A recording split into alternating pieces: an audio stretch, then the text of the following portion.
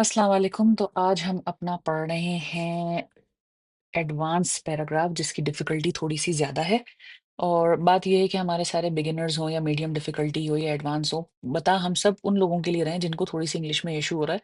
तो ये चीज़ फ़ील ना करें कि हम जो है वो एडवांस पैराग्राफ से क्यों नहीं स्टार्ट कर रहे हैं, हम बिगिनर पे क्यों हैं। बैक टू बेसिक्स आना अच्छी बात होती है। अगर कोई चीज़ आपको नहीं आ रही समझ में और आप उसको शुरू से कर लें तो इसमें कोई सीखने में कोई हर्ज नहीं है। इसलिए ए3 मैंने यहाँ पर लिखा है, ए3 का मतलब है एडवांस्ड। ए3 मतलब ये पहला नहीं है, एबीसी इस तरह नहीं है, एडवांस्ड का ए है। ठीक है? तो चलिए हम रीडिंग स्टार्ट करते हैं मज़ीद टाइम वेस्ट किए बगैर। In a world driven by constant notifications and digital distractions, maintaining focus has become increasingly difficult. अब ये कह रहे हैं एक ऐसी दुनिया जो किन चीज़ों से चल रही है कि मुसलसल नोटिफ़िकेशन आ रहा है। नोटिफ़िकेशन वो होता है जब आपका फ़ोन के ऊपर आता है कि जी फ़ेसबुक पे आपकी पोस्ट पे किसी ने कमेंट किया है, या आपका व्हाट्सऐप जो है उस पे नया मैसेज आया है, या ये कि आपके कैलेंडर में ये टास्क लगा हुआ था उसका एक छोटा-सा मैसेज आता है, उसे नोटिफ़िकेशन कहते हैं। तो कह रहे हैं कि मुसलसल नोटिफ़िकेशन जो आ रहे हैं इस दुनिया में हमारे पास, क्यों मोबाइल ही अब हमारी दुनिया बन गई एक तरह की। एंड डिजिटल डिस्ट्रैक्शन, डिस्ट्रैक्शन का मतलब होता है कोई ऐसी चीज़ जो आपकी तवज्जो बटा दे, ठीक है ना? आप एक कमरे में जाके बैठे हैं, बात करना चाह रहे हैं, बैकग्राउंड में टीवी चल रहा है। अब आप बार-बार टीवी की तरफ देख रहे हैं, आप इसका मतलब आप डिस्ट्रैक्ट हो गए। In a world driven by constant notifications and digital distractions, क्योंकि देखिए डिस्ट्रैक्शन तो ये भी हो सकता है कि बैकग्राउंड में कोई डांस कर रहा हो, ठीक है ना? तो ये भी डिस्ट्रैक्शन है, लेकिन डिजिटल डिस्ट्रैक्शन का मतलब ये है कि वो चीज़ जो कि मोस्टली स्क्रीन या मोबाइल या इन चीज़ों से रिलेटेड होती है। Maintaining focus has become increasingly difficult. Focus maintain करना, अपनी तवज्जो एक चीज़ पर मरकूज़ रखना जो है, वो बढ़ता जा रहा है मुश्किल। मुश्किल में इज़ाफ़ा करता चला जा रहा है या मुश्किल होता चला जा रहा है, आप इसको कहें। ज़्यादा से ज़्यादा इंक्रीजिंगली डिफिकल्ट होता जा रहा है, ज़्यादा से ज़्यादा मुश्किल होता चला जा रहा है। Many individuals struggle to balance productivity. बहुत सारे इंडिविजुअल का मतलब है कि एक एक पर्टिकुलर आदमी, ठीक है ना? एक फ़र्द को आप एक इंडिविजुअल कहते हैं। मैनी इंडिविजुअल्स स्ट्रगल का मतलब होता है कोशिश करना, ठीक है ना? बहुत सारे लोग जो हैं वो अफ़राद जो हैं वो कोशिश कर रहे हैं to balance productivity with the urge to stay connected online. वो चाह रहे हैं कि वो प्रोडक्टिव भी रहें, यानी जो कुछ वो करना चाहते हैं ज़िंदगी के अंदर, जो कोई कारामद काम है उसे आप प्रोडक्टिविटी कहते हैं। तो उनकी प्रोडक्टिविटी रहे, लेकिन अर्ज है उनको किस चीज़ की, एक ज़ोर दिया जा रहा है उनके ऊपर, या वो अपने ऊपर एक ज़ोर दे रहे हैं कि हम जो है ना ऑनलाइन कनेक्टेड भी रहें। क्योंकि देखें आजकल जिस तरीके का ज़माना हो गया ना, अक्सर ऐसा है कि आप बिज़नेस भी खोल रहे हैं, तो आपको अपना सोशल मीडिया चलाना है। बना आप पिज़्ज़ा रहे हैं और बैकग्राउंड में आपको नाच-नाच के दिखाना है। एक सॉरी टू से बुरी बात है, लेकिन करना है इसलिए क्योंकि हर आदमी इंस्टाग्राम के ऊपर है, हर आदमी उसके ऊपर है। कोई भी जाता है किसी नई जगह पे खाने के लिए तो वो कहता है यार ऑनलाइन रिव्यूज़ चेक कर लेते हैं। अब अगर आपकी डिजिटल प्रेज़ेंस ही नहीं होगी तो अब ज़ाहिर है कि आपका बिज़नेस थोड़ा फ़र्क पड़ेगा। आई एम नॉट सेइंग कि ये सबसे ज़रूरी चीज़ है, ऐसा करना ज़रूर चाहिए। मैं कोई ये नहीं कह रही, लेकिन मैं मेरे कहने का मकसद ये है कि लोग ये फ़ील करते हैं कि भई हमें जो है वो मुसलसल ऑनलाइन कनेक्टेड रहना है, हम भी दूसरों की तरह से ना देख के करें ताकि हमारी भी प्रेज़ेंस हो।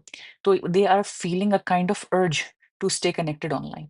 However those who consciously manage their time, हालाँकि वो लोग जो कॉन्शियसली मैनेज करते हैं। कॉन्शियस का मतलब आपको किसी बात का शऊर है, ठीक है ना? कॉन्शियस का मतलब ये है, एक ये कि मैं कॉन्शियस हूँ, मुझे पता है कि अम, मैं एक औरत हूँ, मुझे बहुत लेट से नहीं निकलना चाहिए बाहर, या मुझे डर लगता है, या मैं बीमार हूँ, मुझे अज़मा है, मुझे अपने साथ अपना इन्हेलर रखना चाहिए। तो एक तो मुझे इस चीज़ की कॉन्शियसनेस, एक कॉन्शियसनेस होता है कि आप होश-हवास में हैं।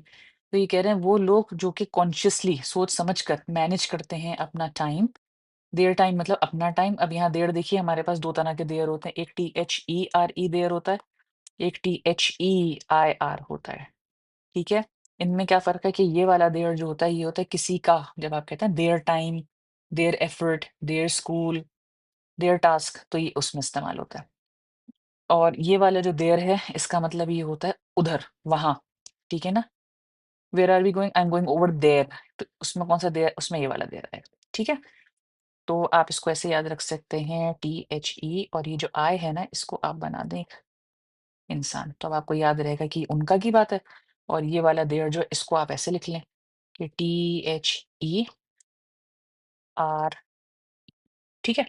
इससे आपको चले वहाँ की तरफ इशारा कर रहा है। चलें, ये छोटी-सी बात थी। However those who consciously manage their time and attention, अपना वक़्त और अपनी तवज्जो, ऑफ़न, कुछ लोग उसको ऑफ़न कहते हैं, ऑफ़न भी कह सकते हैं। ऑफ़न का मतलब होता है अक्सर। Experience greater clarity and efficiency, वो ज़्यादा महसूस करते हैं। एक्सपीरियंस का मतलब वो तजुर्बा होता है, ठीक है? ग्रेटर क्लैरिटी एंड एफिशिएंसी, ज़्यादा क्लियर होता है अपने माइंड के अंदर और एफिशिएंट ज़्यादा होता है, यानी कि उनका जो आउटकम होता है काम का वो ज़्यादा होता है, ज़्यादा एफिशिएंट होता है।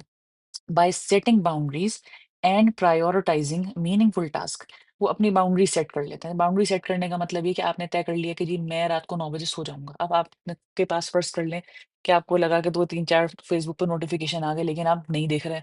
आप कह रहे हैं कि नहीं यार, मेरी बाउंड्री ये है कि मैं 9 बजे सो जाऊँगा। एंड प्रायोरिटाइजिंग मीनिंगफुल टास्क, अब सोना एक मीनिंगफुल टास्क है ना, सुबह आप उठे, आपने अपना मोबाइल आधे घंटे के लिए साइलेंट किया, आपने कहा मैं ज़रा वॉक कर लेता हूँ या एक्सरसाइज कर लेता हूँ। तो ये एक मीनिंगफुल टास्क था जिसको आपने प्रायोरिटाइज़ किया, तरतीब से आपने अपने कामों को लगाया, आपको लगा कि मुझे एक्सरसाइज को तरजीह देनी चाहिए, प्रायोरिटी देनी चाहिए। They regain control over their routines and improve overall performance, वो वापस से हासिल कर लेते हैं। गेन का मतलब होता है कोई चीज़ हासिल करना, रीगेन का मतलब है दोबारा से हासिल करना, कंट्रोल, मुकम्मल कंट्रोल अपने रूटीन के ऊपर। अब फिर देखें देयर फिर से इस्तेमाल हुआ है वो वाला देयर, एंड इम्प्रूव और बेहतर बना लेते हैं अपनी ओवरऑल परफॉर्मेंस, जो उनकी कारकर्दगी है उसको ओवरऑल यानी मजमूई तौर पे अच्छा बना लेते हैं। ठीक है जी।